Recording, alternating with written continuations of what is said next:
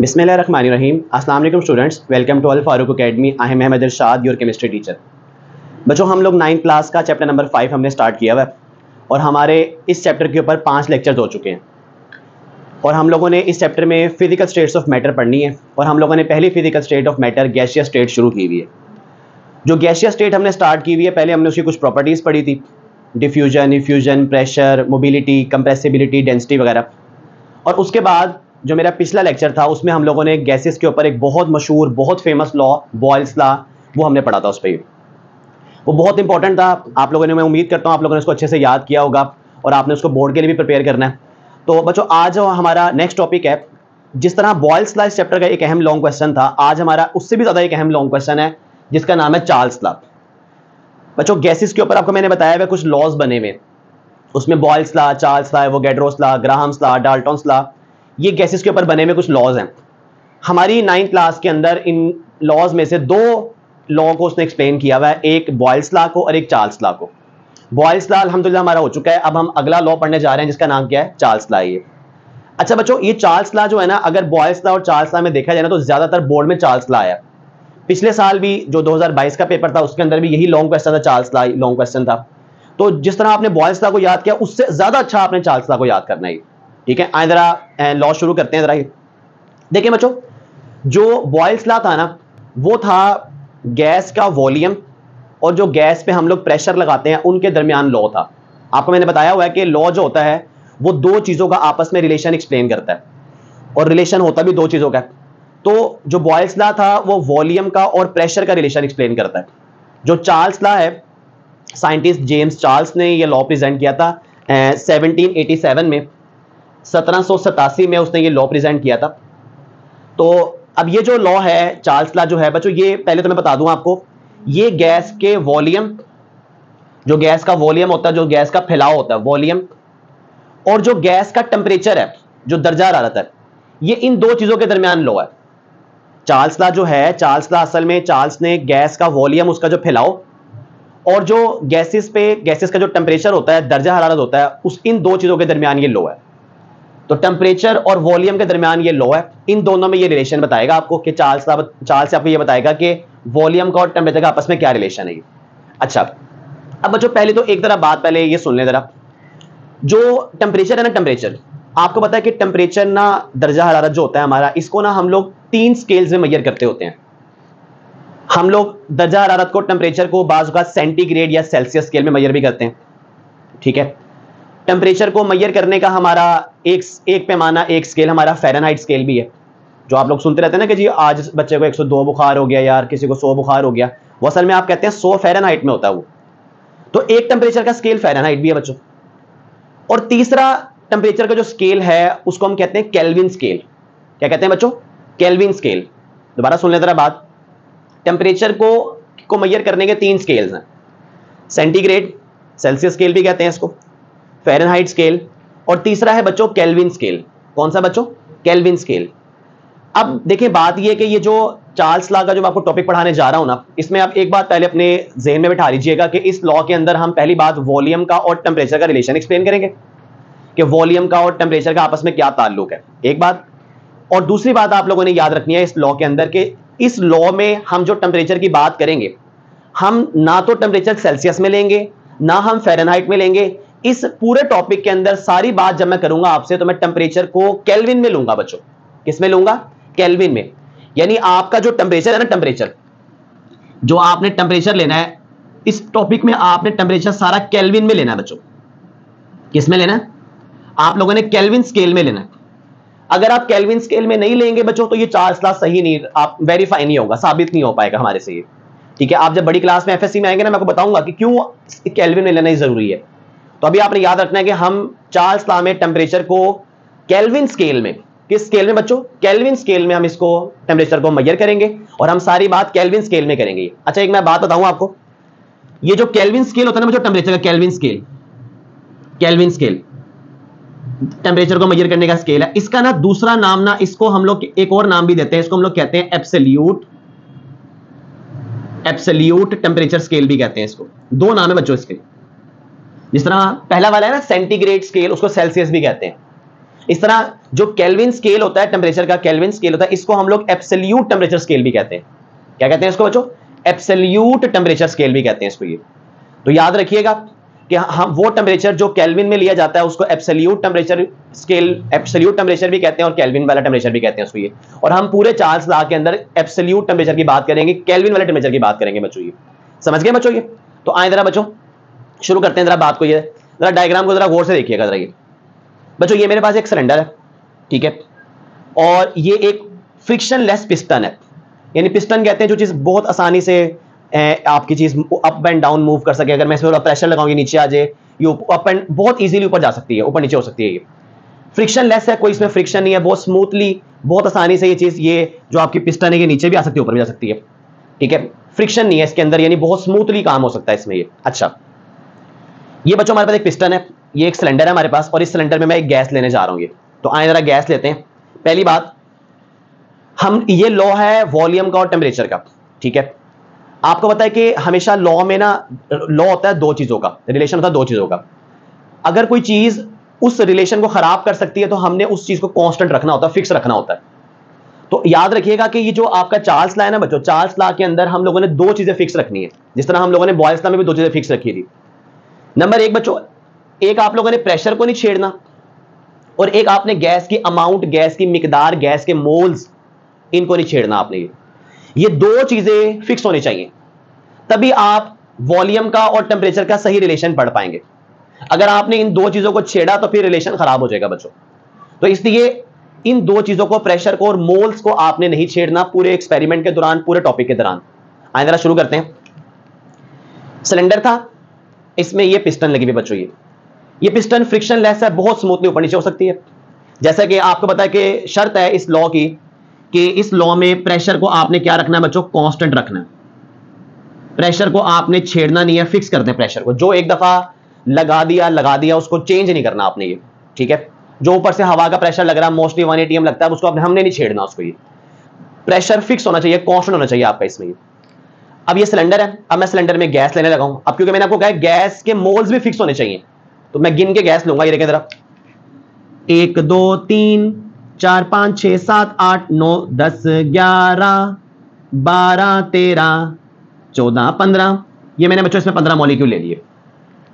ये मैंने 15 मॉलिक्यूल गिन के इसलिए लिए हैं ताकि मैं आपको बता सकूं कि भाई गैस के मोल्स फिक्स हैं बच्चों, गैस की मिकदार, गैस की अमाउंट फिक्स की हुई हमने। ये अब 15 ले लिए ना, अब 15 पूरे एक्सपेरिमेंट में मैं 15 को 15 रखूंगा, ना 16 ना 14। फिक्स कर दिए मैंने अमाउंट, गैस के मोल्स फिक्स कर दिए, प्रेशर भी फिक्स कर दिया, कांस्टेंट कर दिया। ये अब मैं सही लॉ पढ़ पाऊंगा बच्चों। ये ठीक है बच्चों। अच्छा बच्चों, सिलेंडर ले लिया, इसमें ये गैस है। अभी इस गैस का टेम्परेचर जो है ना वो है 25 डिग्री। कितना बच्चों? 25 डिग्री सेंटीग्रेड। अभी मैं केल्विन में कन्वर्ट कर देता हूं इसको। ये है 25 डिग्री सेंटीग्रेड टेम्परेचर है ये, ठीक है। अच्छा, अभी जो इस गैस का बच्चों वॉल्यूम है ना, वॉल्यूम, ये जो गैस का वॉल्यूम, ये जब इतना गैस का वॉल्यूम है, जब फैला हुआ गैस का बच्चों, गैस का इस टाइम वॉल्यूम है इस केस में वो है 50 सेंटीमीटर क्यूब। बच्चों वो कितना है? 50 डेसीमीटर क्यूब। कितना वॉल्यूम है बच्चों? 50 डेसीमीटर क्यूब वॉल्यूम है। टेम्परेचर है 25 डिग्री और वॉल्यूम है 50। टेम्परेचर 25 है, वॉल्यूम 50 है बच्चों, ये ठीक है। अच्छा आगे देखें जरा। मेरा मूड ये है, मैं असल में चाहता हूं कि मैंने अभी इस गैस को, अभी 25 डिग्री बच्चों आम टेम्परेचर होता है, रूम टेम्परेचर होता है, ये कोई इतना गर्म टेम्परेचर नहीं होता। ये अभी समझेंगे, अभी टेम्परेचर लो है बच्चों। अब मैं ये चाहता हूं, मैंने इस गैस को ना गर्म करना है बच्चों, मैंने इसका टेम्परेचर बढ़ाना है और फिर मैंने देखना है कि वॉल्यूम का क्या, उस पर वॉल्यूम का क्या इफेक्ट आया। अच्छा अब बच्चों एक बात याद रखिएगा जरा, बात यह है कि एक रूल है ये टेम्परेचर का और काइनेटिक एनर्जी का बच्चों। किसका बच्चों? काइनेटिक एनर्जी का आपस में डायरेक्ट रिलेशन होता है गैस के केस में। मतलब क्या? आपको पता है कि ये जो गैस के मॉलिक्यूल होते हैं ना बच्चों, ये ना रैंडम मूव करते हैं, बेतरतीब हरकत करते हैं, दाएं बाएं ऊपर नीचे आगे पीछे बेतरतीब हरकत करते हैं। ये जब ये बेतरतीब हरकत करते हैं तो इसका मतलब है कि ये हरकत कर रहे हैं, इसका मतलब है कि इनके पास क्या है? इनके पास काइनेटिक एनर्जी है। आपको पता है कि जो चीज भी हरकत करती है, जो चीज मूव करती है, उसके पास क्या होती है? उसके पास काइनेटिक एनर्जी होती है। तो इन सब मॉलिक्यूल्स के पास क्या है? काइनेटिक एनर्जी है। अच्छा अब काइनेटिक एनर्जी का याद रखिएगा, काइनेटिक एनर्जी का टेम्परेचर से डायरेक्ट रिलेशन है। आपको मैंने बताया हुआ कि डायरेक्ट रिलेशन वो होता है जिसमें एक चीज को बढ़ाएं दूसरी भी बढ़ जाए और एक चीज कम करे दूसरी भी कम हो जाए, ठीक है। अभी क्योंकि इस वाले केस में अभी टेम्परेचर क्योंकि गैस का लो है, अभी गैस का टेम्परेचर जो है वो हमने ज्यादा हाई नहीं किया हुआ, अभी गैस का टेम्परेचर लो है बच्चों, यानी ये अभी लो है 25 डिग्री, काफी इतना ज्यादा नहीं है, तो अभी इनकी एनर्जी भी लो है, गैस के मालिक्यूल्स की काइनेटिक एनर्जी भी क्या है बच्चों, लो है, कम है अभी एनर्जी उनकी। अब ये मालिक्यूल मूव कर रहे हैं, ठीक है। अच्छा अब जरा बात समझिएगा, जरा ये मेरा जो हाथ है ना बच्चों, आप समझिएगा ये जो पिस्टन है ना, पिस्टन ये समझे मेरा हाथ है, और ये जो मार्कर मैं आपको दिखा रहा हूं ना, ये मार्कर गैस के मालिक्यूल है, ठीक है। अभी क्योंकि हम इनको अभी क्योंकि टेम्परेचर लो है 25 डिग्री, कोई ज्यादा टेम्परेचर नहीं है, अभी टेम्परेचर लो है, तो इनकी एनर्जी भी, गैस मालिक्यूल की एनर्जी भी क्या है जो अभी लो है। अब ये गैस समझे, गैस के मालिक्यूल ये ऐसे मूव कर रहे हैं आहिस्ता आहिस्ता, यहां गए वहां गए यहां गए यहां गए, इधर दाएं बाएं मूव कर रहे हैं। अब ये जब मूव करते हैं ना बच्चों, तो ये जाके ना पिस्टन को, ये मेरा हाथ समझे पिस्टन है, ये पिस्टन को भी इस तरह हिट करते हैं जाके, इधर गए उधर गए इधर गए इधर गए, पिस्टन को भी टक्कर मार ली। जब ये पिस्टन को हिट करते हैं ना, अभी क्योंकि इनकी एनर्जी कम है, क्योंकि अभी टेम्परेचर कम है तो इनकी एनर्जी कम है, ये ना पिस्टन को हिट करते हैं लेकिन पिस्टन को उठा नहीं पाते, पिस्टन अपनी जगह पे रुकी रहती है, इनके पास इतना पावर नहीं है, इतनी एनर्जी नहीं है, इतना दम नहीं है कि ये इसको उठा सकें, क्योंकि टेम्परेचर लो है। जब टेम्परेचर कम होता है तो एनर्जी भी कम होती है, और जब एनर्जी कम है तो ये बेचारों के पास क्योंकि एनर्जी कम है, तो ये बेचारे इसको पिस्टन को इस तरह आराम से हिट कर रहे हैं, इस तरह ये पिस्टन को उठा नहीं पा रही, यानी ये जाके इसको टक्कर मारते हैं पिस्टन को, लेकिन बेचारे पिस्टन को उठा नहीं पाते, उस पिस्टन वहीं की वहीं रहती है, ताकत जो नहीं है इनके पास, इतनी पावर नहीं है कि ज्यादा कि उठा सकें इसको ये। अच्छा बच्चों, अब बच्चों मैं क्या करता हूं, मैं ना इस गैस को ना गर्म करना शुरू करता हूं, यानी मैंने इसके नीचे ना, ये देखें जरा, मैंने ना ये इस गैस के इसके नीचे ना इस तरह बर्नर ऑन कर दिया, मैंने इसको ना इस तरह गर्म करना शुरू कर दिया, नीचे मैंने इसको जो है ना नीचे इसके बर्नर ऑन कर दिया, इसको जला गर्म करना शुरू कर दिया। अच्छा अब असल में अब हो क्या रहा है, जब आप इस गैस को गर्म करना शुरू करेंगे, यहां से हीट जाएगी आपके इस बर्तन को, सिलेंडर को, और इस सिलेंडर से हीट जाएगी, एनर्जी जाएगी इन मॉलिक्यूल्स के पास। आपको पता है ना बच्चों, हीट ये जा रही है, हीट असल में क्या जा रही है, हीट, और आपको पता है हीट एनर्जी की एक शक्ल है, heat is a form of energy, आप सुनते रहते हैं कि हीट एनर्जी की एक शक्ल है। अब जब हम इसको गैस को गर्म करते हैं ना, तो गैस से जो हीट है, एनर्जी है, वो पहले सिलेंडर तक जाती है, और बच्चों सिलेंडर से जाती है वो गैस के मॉलिक्यूल के पास। यानी आप जब गैस को गर्म करते हैं नीचे से, तो गर्म का मतलब है हीट गई बर्तन से बर्तन को, बर्तन से गई गैस के पास ही। अब बच्चों जब गैस के पास एनर्जी पहुंचती है ना, हीट पहुंचती है, एनर्जी पहुंचती है, तो होता क्या है, इस गैस की ना एनर्जी बढ़ जाती है।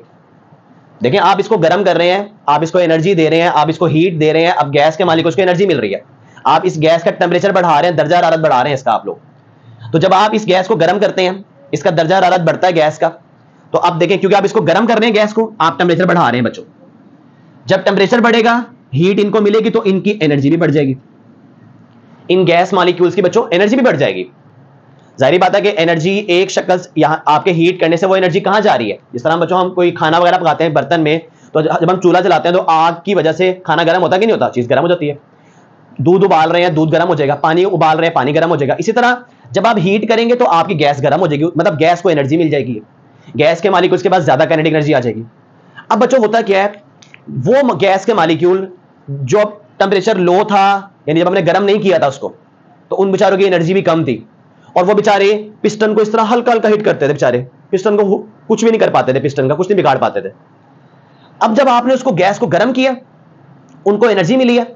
अब जब गैस के मालिक्यूल को एनर्जी मिली है, अब वो क्योंकि ताकतवर हो गए बच्चों, अब वो ताकतवर हो गए, अब वो पिस्टन को इस तरह यूं यूं नहीं हिट करेंगे, अब इनके पास आ गई ताकत, अब ये पिस्टन को हिट करेंगे इस तरह,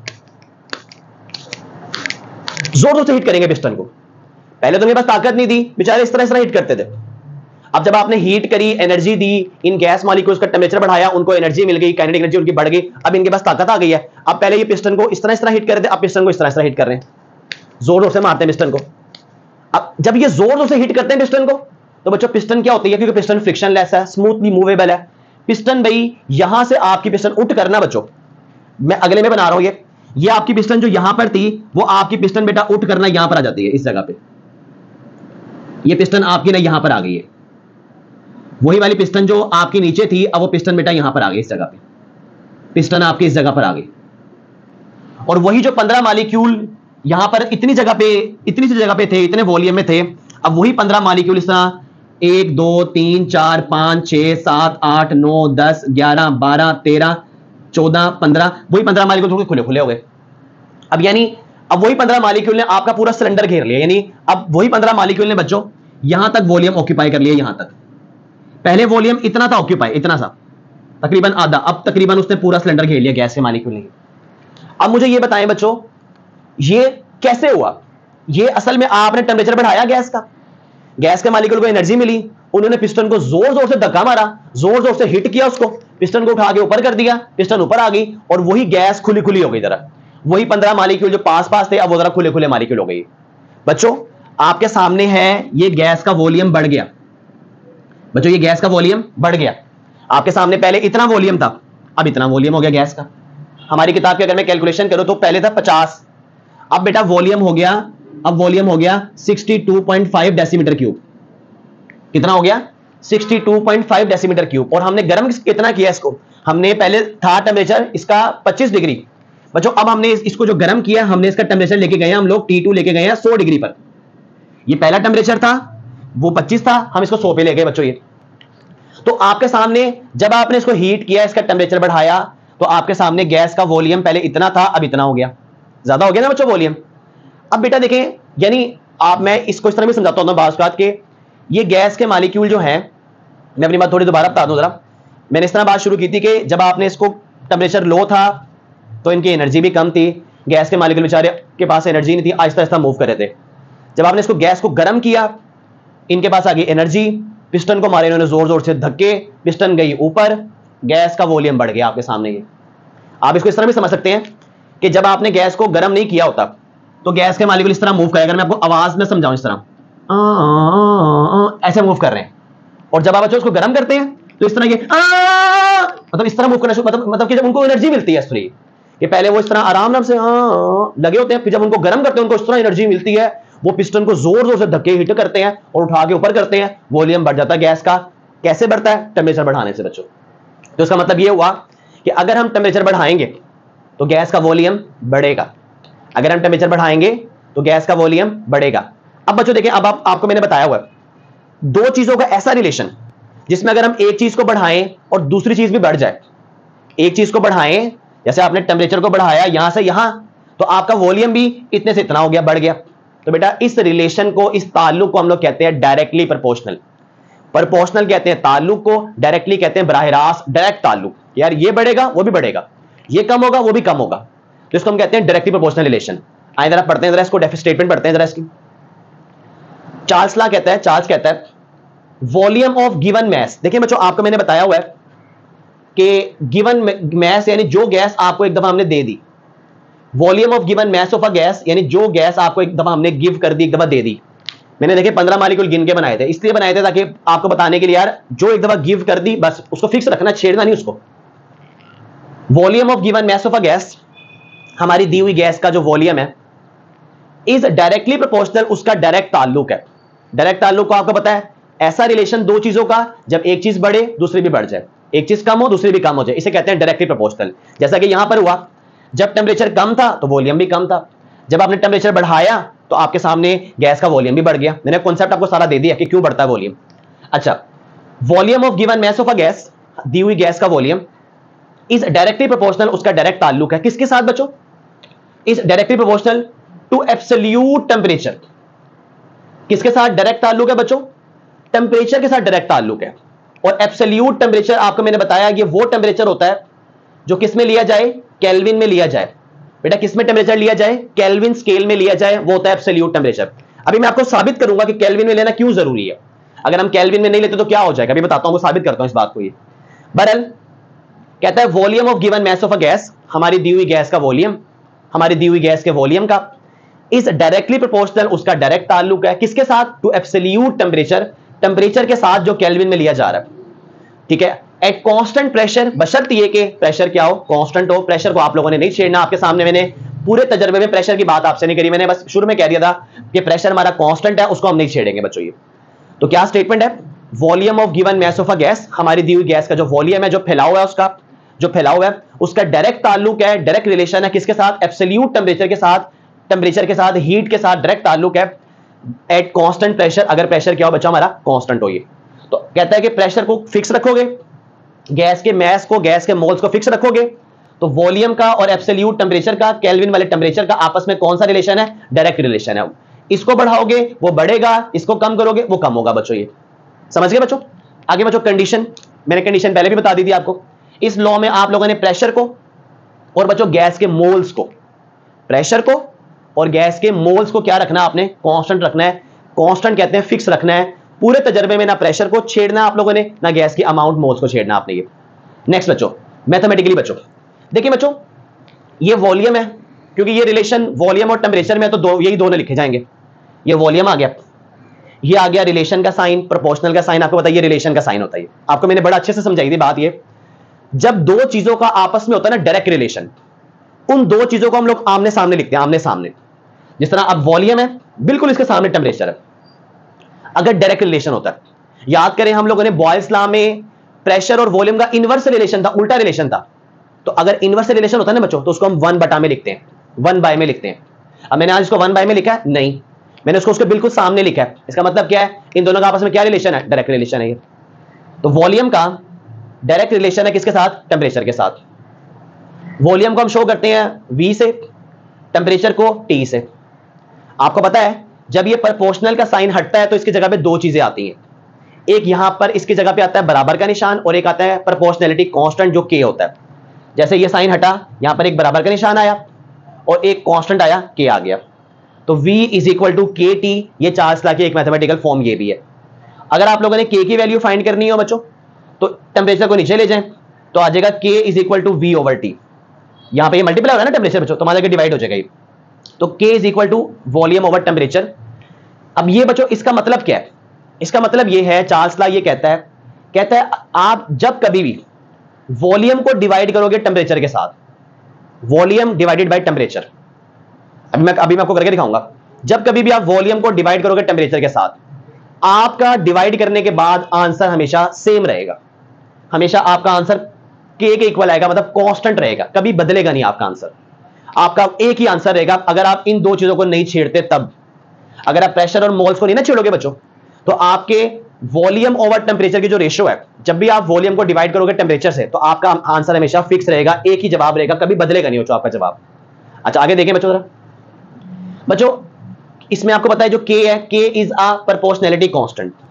जो K है वो प्रोपोर्शनैलिटी कांस्टेंट है। प्रोपोर्शनल साइन जब हटता है तो उसकी जगह पे कांस्टेंट आया बच्चों ये। अच्छा कहता है if temperature of gas is increased, its volume also increases. बच्चों डायरेक्ट रिलेशन है ना, जब एक चीज को हम बढ़ाएंगे दूसरी बढ़ेगी। अभी मैंने आपको यही बताया कि जब हम गैस को गर्म नहीं किया था 25 डिग्री पे था, तो इतना सा वॉल्यूम था, हमने उसका टेम्परेचर बढ़ाया 100 डिग्री पे लेके, वॉल्यूम आपके सामने बढ़ गया उस गैस का ये। अच्छा if temperature of gas is increased, its volume also increase. अगर हम गैस के टेम्परेचर को बढ़ाएंगे उसका वॉल्यूम भी बढ़ जाएगा ये। अच्छा वो कहता है व्हेन टेम्परेचर इज चेंज। अच्छा बच्चों ये देखें बिल फर्स्ट, अभी जब गर्म करने से पहले इसका टेम्परेचर था 25 डिग्री और वॉल्यूम था 50 डेसीमीटर क्यूब। इसको आप T1 कहते हैं बच्चा, इसको आप लोग V1 कह दें। ये T1 और V1 इनिशियल वॉल्यूम और इनिशियल टेम्परेचर है बच्चों। जब आपने गर्म किया, गैस के मालिक्यूल को एनर्जी मिली, पिस्टन को उन्होंने जोर जोर से हिट करके ऊपर उठा दिया, वॉल्यूम बढ़ गया। अब जो वॉल्यूम है इसको आप V2 कह दें बच्चों, और अब जो टेम्परेचर है वो T2 कहते हैं बच्चों आप लोग। ये वो क्या कहते हैं, उसको क्या कहते हैं आप लोग, उसको आप T2 कहते हैं उस टेम्परेचर को ये।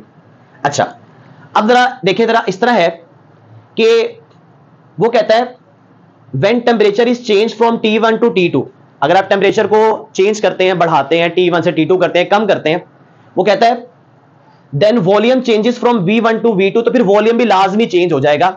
जो पहले वॉल्यूम था वो नहीं रहेगा, क्योंकि हमने टेम्परेचर चेंज किया, तो वॉल्यूम लाजमी चेंज होगा, वो V2 हो जाएगा वॉल्यूम। अच्छा बच्चों अब मैंने आपको ये बताई है बात कि वॉल्यूम को जब भी आप डिवाइड करोगे टेम्परेचर से, आपका आंसर कभी बदलेगा नहीं। आए जरा इस बात को यहाँ पे वेरीफाई करते हैं, इस बात को, ये जरा बेटा इस बात को जरा गौर से देखिएगा, इस बात को ये देखिए जरा। मैं यहाँ पे इसको डिवाइड करता हूँ जरा, इस बात मैं यहाँ पे जो है ना वो इसको डिवाइड करता हूँ। ये देखें जरा बच्चों, ये V1 वॉल्यूम और टेम्परेचर है ना, इज इक्वल टू K। अब यहाँ पे V1 कह दें और ये T1 कह दें बच्चों। बच्चों आपका वॉल्यूम कितना है? 50, ठीक है 50 आया। टेम्परेचर कितना आपका? 25 डिग्री। बच्चों टेम्परेचर ना डिग्री सेंटीग्रेड में है, जबकि इस पूरे लॉ में आपको मैंने शुरू में बात की थी कि हमारा टेम्परेचर किस में होना चाहिए? केल्विन में होना चाहिए। अब एक बात याद रख लिएगा, एक छोटा सा फार्मूला है, के सी plus 273, K is equal to C plus 273। मतलब क्या, अगर आपका टेम्परेचर सेंटीग्रेड में हो बच्चों और आपने उस टेम्परेचर को केल्विन में बदलना हो तो आप उसके अंदर ना 273 273 को जमा कर दें तो वो केल्विन में चला जाएगा बच्चों। जैसे कि अब मेरा टेम्परेचर यहां पे कितना है, 25 है, क्योंकि फॉर्मूले में एब्सोल्यूट टेम्परेचर लगाना आपने, केल्विन वाला लगाना आपने, तो इसलिए केल्विन में करना बेटा शर्त है। अब ये मैंने केल्विन में किया, इसको T1 है ना, अब ये 25, इसको 273 जमा किया, ये हो गया 298 केल्विन। कितना हो गया बच्चों, ये हो गया 298 केल्विन। यहां पे मैं लिखूंगा 298 आ गया इस तरह ये, ठीक है। अब बेटा जब मैं इस 50 को 298 से डिवाइड करूंगा बेटा, मेरा आंसर आएगा 0.167।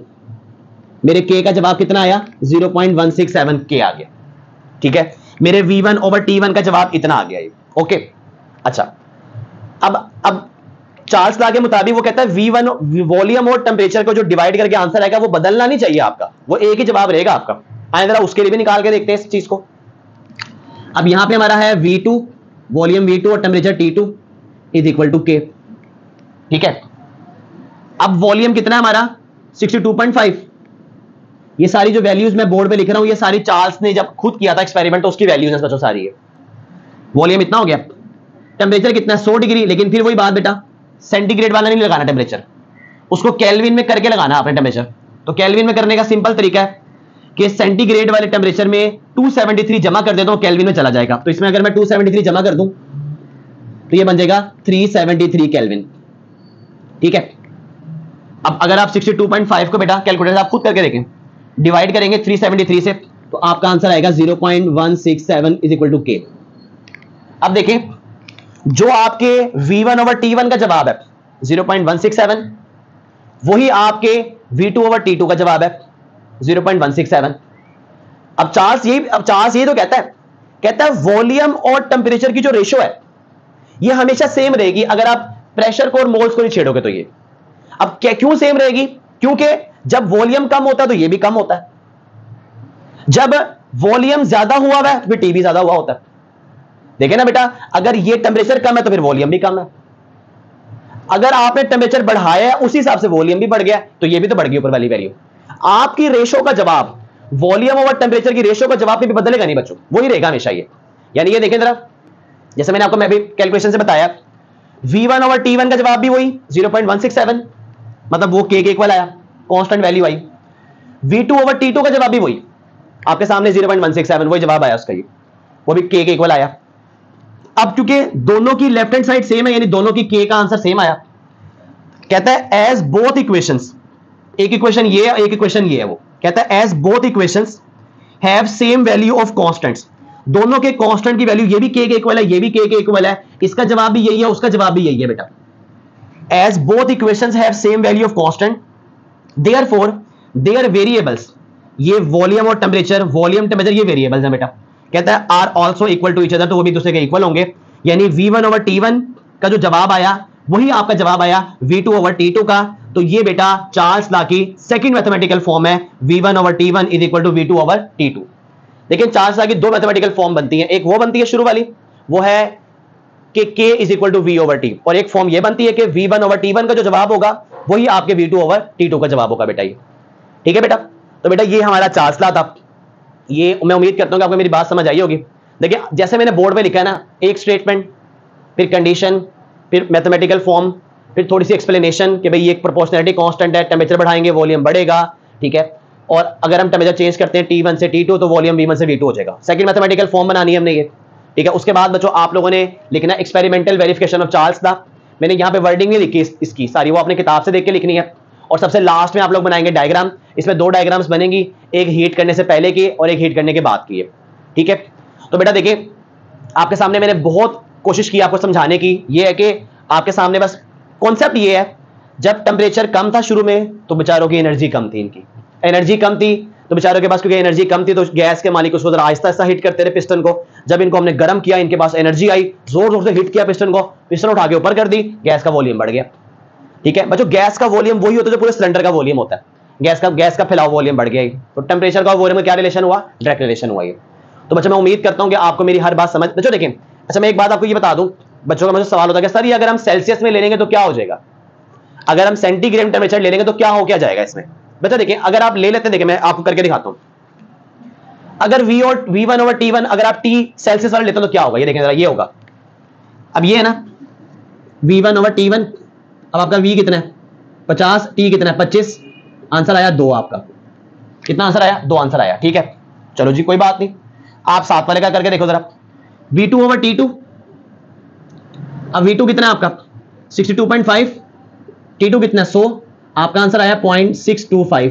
क्या ये दोनों बराबर है बच्चों, बिल्कुल बराबर नहीं है। इसका मतलब है आपने सेल्सियस में टेम्परेचर कतन नहीं लेना, अगर आप सेल्सियस में टेम्परेचर लेंगे प्रूव ही नहीं होगा, लो साबित ही नहीं होगा कि V1 over T1 equal to V2 over T2, साबित ही नहीं होगा। साबित ही तब होगा जब केल्विन में टेम्परेचर होगा, तो केल्विन टेम्परेचर को एब्सोल्यूट टेम्परेचर कहते हैं, और केल्विन में नहीं होगा तो हम करेंगे सेल्सियस को केल्विन में कन्वर्ट। जैसे मैंने आपको बताया कि ये फार्मूला है K is equal to C plus 273, अगर सेल्सियस में वैल्यू दी जाए उसमें ये जमा कर दें तो वो केल्विन में चली जाएगी बच्चों ये। लेकिन लॉ तभी फॉलो होगा जब टेम्परेचर किस में लेंगे, आप लोग केल्विन में लेंगे ये। तो बच्चों इसको बहुत अच्छे से तैयार कीजिएगा, आपने अपने नोट्स पे लिखना भी है और इसको पक्का तैयार करना आप लोगों ने ये। बच्चों हमारी दुआएं आपके साथ हैं, अल्लाह पाक आपको दुनिया और आखिरत की कामयाबियां दे। अल्लाह हाफिज बच्चों।